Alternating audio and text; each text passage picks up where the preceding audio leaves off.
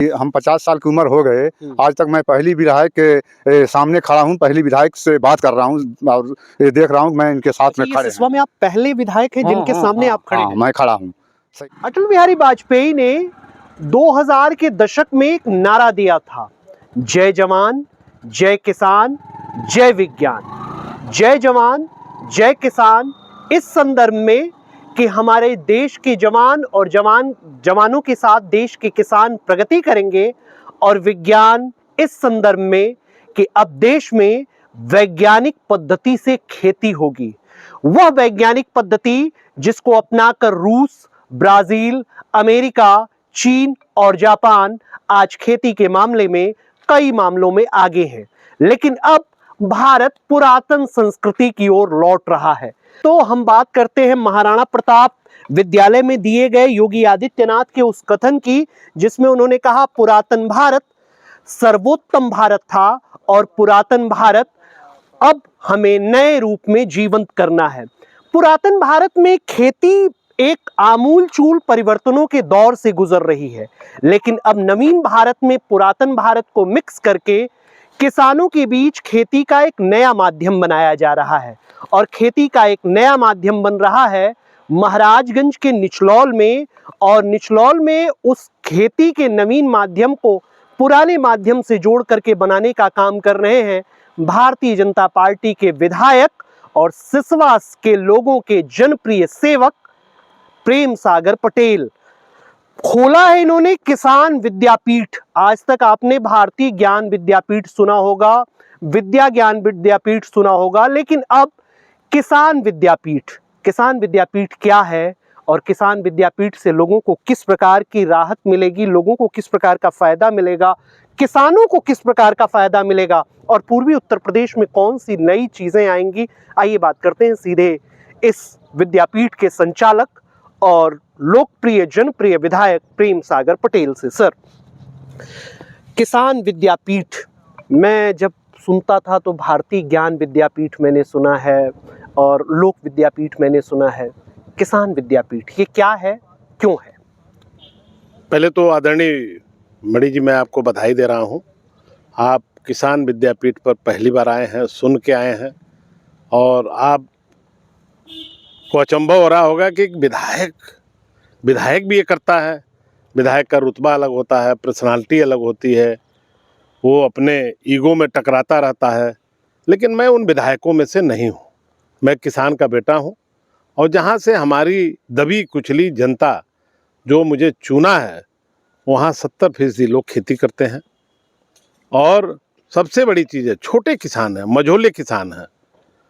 भारत में बड़े बड़े किसान से तो हमारी टकराहट नहीं हो पाती है, लेकिन छोटे किसानों के दर्द को हमने समझा और यहाँ किसान विद्यापीठ की स्थापना किया हूँ। इसका उद्देश्य ये है कि जो हमारे किसान भाई खेती कर रहे हैं उसमें जहर का प्रयोग कर रहे हैं, भरपूर जहर डाल रहे हैं, उनको पता नहीं है, जिसके वजह से वो भी खाना खा रहे हैं, बाज़ार में अपने सामानों को बेचते हैं, सब्जियों को बेचते हैं, जो लोग ले जा रहे हैं उनको भी जहर दे रहे हैं, वो अनजान है। इसलिए इस विद्यापीठ में उनको प्राकृतिक खेती करने का ज्ञान दिया जा रहा है।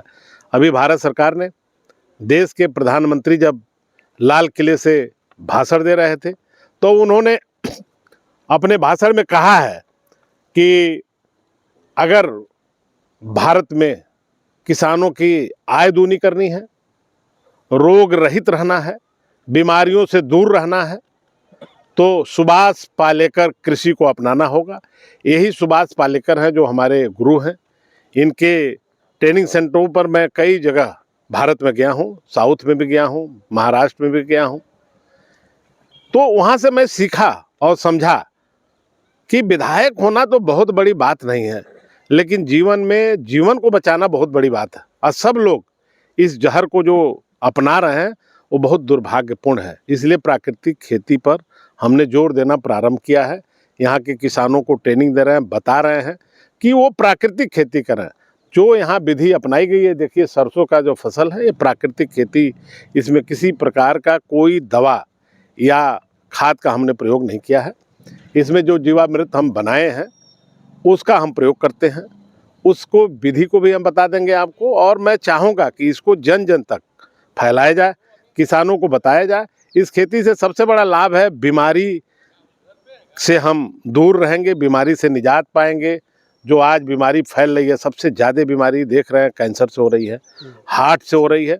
दम यहाँ जिस तरह ठंडक शुरू होने जा रही है, बहुत बड़े बड़े लोग हार्ट के चपेट में आएंगे और जीवन से वो हाथ धो बैठेंगे अगर सावधान नहीं रहेंगे। तो ये बीमारी का एक कारण है खाना।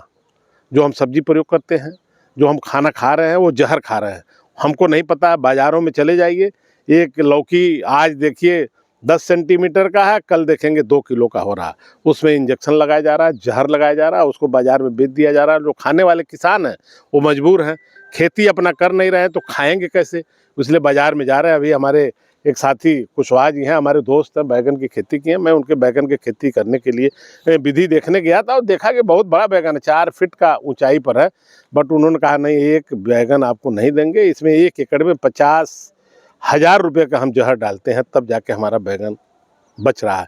सबसे ज़्यादा दुनिया में अगर बैगन एक सब्जी है, उसमें हम जहर का प्रयोग कर रहे हैं। विधायक जी, आप लोग तो खैर सत्ता से जुड़े हुए हैं, सत्ता से मैं छोड़ देता हूँ, सदन से जुड़े हुए व्यक्ति हैं, आम लोगों से जुड़े हुए व्यक्ति हैं। जब आप एक शब्द का इस्तेमाल कर रहे हैं, जहर, इस जहर को बनाने के लिए कौन देता है परमिशन?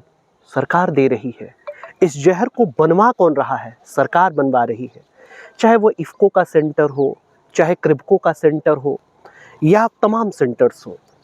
जो खाद, जो बीज, जिसके बारे में अभी आप कह रहे थे, बनाने के लिए प्रशिक्षण कौन दे रहा है? सरकार। सदन में जब आप लोग खड़े होते हैं तो आमतौर पर आप लोग जब बात करते हैं तो आप अपराध की बात कर देते हैं, फिर आप तमाम मांग कर देते हैं कि ये सड़क बननी चाहिए, वो होना चाहिए, वो होना चाहिए। कभी प्रेम सागर जी, अभी आपने बताया कि मैं किसान का बेटा हूँ, मैं डॉक्टर पद्मश्री डॉक्टर सुभाष पालेकर से प्रभावित हूँ, किसानों के बीच से आया हूँ। सदन में भी इस चीज़ को अब उठाना होना चाहिए, और खास करके पूर्वी उत्तर प्रदेश के विधायकों को तो इस मामले में और उठाना चाहिए। क्या रखते हैं आप इस पर अपनी राय? नहीं, ये आपकी बात में हम बिल्कुल स्वीकार कर रहे हैं, हाँ में हाँ मिला रहे हैं। बहुत चीज़ ऐसी है जो अज्ञानता में धोखा खा रहे हैं। ऐसा नहीं है कि विधायक सबसे योग्य प्राणी होता है, वो भी धोखा खा रहा है। मैंने किसान, आपको योग्य जान करके ही ये आम जनमानस जो है उसने आपको जिता करके सदन में भेजा है। तो सदन में, जहाँ तक सदन का सवाल है, प्राकृतिक खेती करने के लिए भारत सरकार ने एक अभी आदेश जारी कर दिया, उसमें काफ़ी पैसा भारत सरकार ने जारी किया है, राज्यों को आ रहा है प्राकृतिक खेती को बढ़ावा देने के लिए। उसके पहले हम लोग ट्रेनिंग सेंटर बना चुके हैं और हम स्वयं गांव-गांव में अब जाने वाले हैं, पैदल मार्च करने वाले हैं कि लोग देसी गाय को पालें, अपनी खेती में जो प्रयोग करें वो गौमूत्र का प्रयोग करें, जो जीवामृत है उसको बनाएं, उसके विधि को हम बताने वाले हैं। यहाँ भी हम आपको बताएंगे ताकि जो हमारी खेती है, इस पर जीवामृत का हमने प्रयोग किया है सरसों पर, उसको घोल करके हमने छिड़काव कर दिया था अपने हाथ से। अभी आप देखे होंगे कि हम नैनो यूरिया का भी छिड़काव किए थे। हमें खेती करने में बड़ा मज़ा आता है क्योंकि हम गरीबी से आए हैं, लाचारी देखे हैं, खेती को बहुत नज़दीक से समझने का काम किया और कृषि पढ़े हैं, और कृषि विभाग में नौकरी करने के नाते मुझे कृषि का ज्ञान ईश्वर ने दिया है। मैं सभी जनता से अपील कर रहा हूँ, प्राकृतिक खेती की तरफ आएँ। भारत सरकार ने अभी बिल पास किया, आदेश कर दिया, और प्रधानमंत्री ने सुभाष पालेकर कृषि को अपनाने के लिए लाल किले से ऐलान किया है। धीरे धीरे इसका विस्तार हो रहा है। लोग नहीं समझ पाते थे, अब प्राकृतिक खेती की तरफ लोगों का रुझान हो रहा है। अगर इसको नहीं अपनाए हैं तो बेमौत सबको मरना पड़ेगा, क्योंकि बाज़ार में जो सब्जी है वो जहर है। उसको अपने खेतों में, अपने किचन गार्डन में, अपने जो हम लोग देसी भाषा में कोलाई कहते हैं, उसको उपजा करके साल भर की खेती सब्जी की करनी होगी, ताकि उसमें जो है जहर का प्रयोग ना हो। इसी विधि को अपनाना होगा प्राकृतिक खेती, क्योंकि इसमें जो कार्बन का उत्सर्जन नहीं होता है इस विधि में, ये बहुत ही फायदेमंद है और इसका प्रयोग सभी लोगों को करना चाहिए। हम भी कर रहे हैं, हम दिखा रहे हैं। हम विधायक होने का कोई घमंड नहीं रखते। हम खुद ट्रेनिंग सेंटर पर जब भी उपलब्ध रहते हैं लोगों को बताते रहते हैं। देखिए, हमारे किसान भाई सब आए हैं बेचारे, सब लोग मेरी बात को सुन करके, ये थोड़े बहुत खेती है क्योंकि ये गरीबी रेखा से नीचे हैं, इनकी खेती 5 एकड़ से कम है, ये अपने खेत में प्राकृतिक खेती करने का विधि अपनाएंगे और आगे बढ़ेंगे, ताकि हम रोग से मुक्ति ले लें। दुनिया में बहुत घनघोर तरह से बीमारियां फैल रही, उसका कारण यही हो रहा है कि हम जो खाना खा रहे हैं उसी में जहर है, हम नहीं समझ पा रहे हैं। लोगों को समझना होगा। किस प्रकार की ट्रेनिंग दी जाएगी और किस प्रकार की ट्रेनिंग की व्यवस्था यहाँ पर अभी मणि जी, आपने विधायकों को कहा है, तो हमने माननीय उत्तर प्रदेश के मुख्यमंत्री से अनुरोध किया है, लिख करके किया है कि 403 विधानसभा उत्तर प्रदेश में सभी विधायकों की एक ट्रेनिंग कराई जाए उत्तर प्रदेश में। उसमें पक्ष और विपक्ष सबको बुलाया जाए। विधायक जो है वहाँ खेती के मामले में पक्ष और विपक्ष का नहीं होना चाहिए। सबको अपने क्षेत्र में अपने किसानों के प्रति उत्तरदायी समझ करके इस खेती को बढ़ावा देने के लिए ट्रेनिंग लेना चाहिए। और जल्दी एक योजना हम लोगों ने बनाया, मुख्यमंत्री बनाया, और सुभाष पालेकर को हम मुख्य अतिथि के रूप में उत्तर प्रदेश में उतारने जा रहे हैं लखनऊ में। उसके बाद ये गांव-गांव, जन-जन तक हम खुद अपने विधानसभा में पैदल मार्च करने वाले हैं और जल्दी शुरू करेंगे। आपको बताएंगे भी कि देखिए, इस खेती को बढ़ावा देने के जन-जन तक हम पैदल चलेंगे। चाहे वो 2 महीना लग जाए, 3 महीना लगे, लेकिन हम लगातार काम करेंगे किसानों के साथ, क्योंकि हमें पता है 100 में 70 लोग खेती करते हैं, किसान हैं, लाचार हैं, गरीब हैं। किसानी और ये जो खेती है सबसे रिस्की बिजनेस है, क्योंकि एक बार गेहूँ तैयार हो, पत्थर पड़ गया, पूंजी नहीं आती है। बाढ़ आ गई, धान चला जाता, पूंजी नहीं आती। सबसे बड़ा दर्द अगर है तो हमारे इस किसानों के बीच में है। इनसे पूछिए तो दर्द को बताएंगे कितना दर्द है। बाजार में उनको दिक्कत होती है। हम संसाधन बाजारों के लिए हम लोग लगातार उठा रहे हैं कि उनको स्टोरेज की व्यवस्था हो, स्टोरों की संख्या बढ़ाई जा रही है, ताकि जो किसान अनाज भी पैदा कर रहे हैं उसको बाजार में बेचें। और प्राकृतिक खेती से जो पैदा हुआ सब्जी है वो महंगी बिकेगी, किसान के आय में संवर्धन होगा। किसान के फसल से आय जो दूनी करने की व्यवस्था भारत सरकार की है, उसमें प्राकृतिक खेती करना इस जीवन में अनिवार्य है और करना भी होगा, ये मैं कहना चाहता हूँ। प्रेम सागर पटेल जी किसान सहायक रहे हैं। क्या वो किसानी जो आपको सिखाई गई वो सारी चीज़ें, किसानों के प्रति वो चीज़ें प्रेम सागर जी भूले नहीं हैं विधायक बनने के बावजूद, और वो चीज़ें उनको खींचती हैं अपनी तरफ? क्या कभी लगता नहीं है कि प्रेम सागर पटेल जैसे योग्य व्यक्ति को कृषि मंत्री होना चाहिए? नहीं, देखिए, मंत्री पंडित जी तो ये हमारे सरकार की बात है। माननीय पूजनीय योगी आदित्यनाथ योगी जी का काम है, और भारत सरकार में बैठे हमारे जो भारतीय जनता पार्टी के लीडर, उनका काम है। लेकिन हम जो काम करने जा रहे हैं वो बहुत चैलेंजिंग काम है। किसानों के बीच में पदयात्रा और खेती के लिए प्रेरित करने के लिए, उनको ट्रेनिंग देने के लिए, उनको बताना। मैं गांव-गांव में रुकने की भी योजना बना रहा हूं कि इन गांव में हम कहाँ रुकेंगे। 10 गांव अगर पैदल टहलेंगे तो एक गांव में रात में रुकेंगे। वहाँ सभी अधिकारियों को हम तलब करेंगे, बुलाएंगे।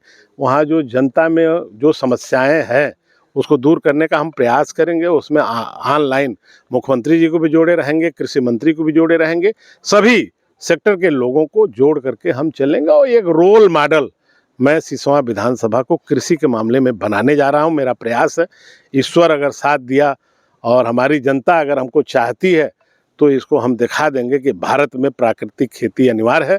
बिना इसके न हम जिंदा रहेंगे, न हमारी आय बढ़ेगी, न हम स्वस्थ रहेंगे। साथियों, आपको मालूम होगा कि डॉक्टर सुभाष पालेकर कृषि वैज्ञानिक रहे हैं और उनको भारत सरकार ने महामहिम राष्ट्रपति के द्वारा पद्मश्री से पुरस्कृत भी किया। अभी आप डॉक्टर सुभाष पालेकर की बात कर रहे थे, मिले आप उनसे? हाँ, मिले। और जब आप मिले तो आपको कैसा लगा, और सुभाष पालेकर जी से आपकी क्या क्या बातें हुई? नहीं, पालेकर साहब से हम मिले, और पालेकर साहब ये देखे कि एक विधायक ये खेती करना चाहता है, किसानी करना चाहता है, तो उनको एहसास हुआ कि इसको एग्रीकल्चर का, किसानों का दुख है, तभी इस तरह करना चाहता है। क्योंकि हमें पता है कि हम बीमार, जैसे हमको हार्ट की भी दिक्कत है, हमको शुगर की भी दिक्कत है, रोज़ 2 घंटा टहलते हैं और डॉक्टरों की सलाह लेते हैं। उस डॉक्टर कह रहे हैं जितनी बीमारियों का कारण है वो भोजन है। तो अब हम मोटे अनाज का रोटी खाते हैं, अब हम कोदो, मड़ुआ, जौ, चना और मक्का को पिसा करके रोटी खाते हैं। बहुत आराम है, हम स्वस्थ हैं और लगातार 5 किलोमीटर चलते हैं। विधायक जी, अभी आपने कहा मड़ुआ और तमाम चीज़ें, मैं देखता हूँ लोग पार्षद हो जाते हैं, लोग जिला पंचायत के मेंबर हो जाते हैं, लोग ग्राम प्रधान हो जाते हैं, तो लोग काजू की रोटी खाना शुरू करते हैं, और विधायक बनने के बाद आप मड़ुआ की रोटी और मड़ुआ तमाम चीज़ें। नहीं, जहाँ तक मणि जी काजू है, काजू तो दुश्मन है। कभी काजू को छूना भी नहीं चाहिए, ताकना भी नहीं चाहिए। अगर मेरी राय दूर तक जा रही हो, किसानों तक जा रही हो, लोगों तक जा रही हो, तो काजू खाना छोड़ देना चाहिए।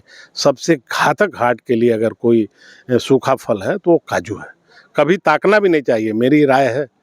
मैं भुक्तभोगी हूँ, डॉक्टर कोने कोने, चाहे एम्स में हो, चाहे पीजीआई हो, मेडिकल कॉलेज हो, बहुत सारे डॉक्टरों से मेरी बात होती है और राय ले करके आज जो है हम चाहते हैं कि हमारा किसान, हमारे विधानसभा के गरीब खुशहाल रहें, स्वस्थ रहें, निरोग रहें। आज देखिए, पहले हम खाना 10 बजे 11 बजे रात में खाते थे। एक डॉक्टर हमको मिले, बोले विधायक जी अब खाना 8 बजे खा लो।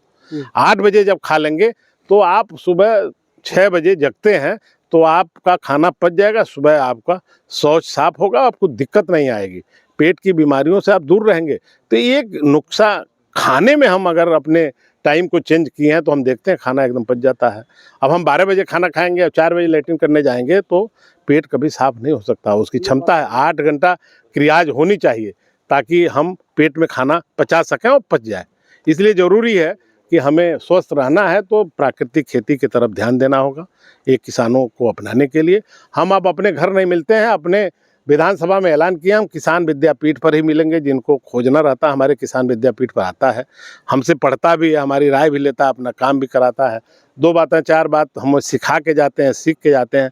मुझे बहुत ही आनंद आ रहा है इस खेती को करने में, लोगों को कराने में मुझे बहुत मज़ा आ रहा है। जाते जाते एक राजनीतिक सवाल, अभी आपने कहा कि मैं रात में रुकूंगा, गांव-गांव पदयात्राएं करूंगा, किसानों को जागरूक करूंगा। 25 आ गया है, 26 को छोड़ दें तो 27 में चुनाव है। विधायक जी ने अपनी तैयारी बना ली है कि अब मैं गांव-गांव किसानों को तो जागरूक करूंगा ही, अपने वोटरों को भी जागरूक करूंगा और फिर से एक बार जोड़ने का प्रयास करूंगा। क्या ये सही है? नहीं, देखिए मणि जी, मैं जब विधानसभा का चुनाव जैसे जीत जाता हूँ तो जीतने के दूसरे दिन से चुनाव लड़ना शुरू कर देता हूँ, लगातार दौड़ा करता हूँ। मैं पहला विधायक हूँ, आप अगर देखिए, मैं चैलेंज नहीं कर रहा हूँ, अपने क्षेत्र में बना रहता हूँ लगातार। किसी न किसी मुद्दे पर रोज हम मीटिंग करते हैं। जनता हमारी इतनी हमसे खुश रहती है, कम से कम विधायक नज़र आते हैं, रुकते हैं, पुलिस में फ़ोन कर देते हैं, तहसीलदार एसडीएम को जगाए रहते हैं, अपने घर बुला लेते हैं। हम 5 साल चुनाव लड़ते हैं। चुनाव की तैयारी नहीं, चुनाव की पूरी तैयारी है। जिसको आजमाना होगा आजमाएंगे, हम लोग जीतेंगे, डंके की चोट पर जीतेंगे, यही गरीब हमको जिताएंगे। विधायक जी जो किसान विद्यापीठ शुरू कर रहे हैं उससे आपको क्या लाभ होगा और आप किसानी अभी किस प्रकार से करते हैं और आगे क्या आपका मूड है? अभी तो मैं जो किसानी कर रहा हूँ, जैसे सब लोग कर रहे हैं वैसे हम भी कर लेता हूँ। जैसे जो चीज़ मार्केट में मिलता है सबको, वैसे हमको भी मिलता है। तो वैसे हम अभी जैसे सब लोग कर रहे हैं वैसे हम अभी भी कर रहे हैं। लेकिन किसान विद्यापीठ आएंगे? और हाँ, आएंगे, जरूर आएंगे। और एक बात और है कि हम 50 साल की उम्र हो गए, आज तक मैं पहली विधायक के सामने खड़ा हूँ, पहली विधायक से बात कर रहा हूँ और देख रहा हूँ मैं इनके साथ में खड़े सिसवा में आप पहले विधायक हैं जिनके सामने आप खड़े हैं? मैं खड़ा हूँ, सही बात है। मैं काफी इसके पहले आप किसी विधायक से मिले नहीं? हमने मिलने नहीं गया और ना किसी के विधायक के पास खड़ा हुआ, ना कोई बात हुआ। विधायक जी ऐसे लोग भी मिलते हैं आपसे? हाँ, ऐसे लोग मिलते हैं। पहले ये राजा का क्षेत्र था, लोग दबे कुचले लोग जा नहीं पाते थे। कोई अपना कॉलर खोल के नहीं जा पाता था, गमछा लपेट के नहीं जाता, बात नहीं कर पाता था। थाने में जाए, डंके के चोट पर हमारी जनता बोलती है, भाषण भी देती है, थाने पर भी जाती है, अपने हक और हिफाजत के लिए खड़ी भी हो रही है और बोलना शुरू कर दिया। पहली बार इस विधानसभा में हमने देखा है कि लोग बोलना सीखे हैं। तो लोग बोलना सीखे हैं और किसान विद्यापीठ के माध्यम से लोग अब पुरातन खेती की तरफ आगे बढ़ेंगे।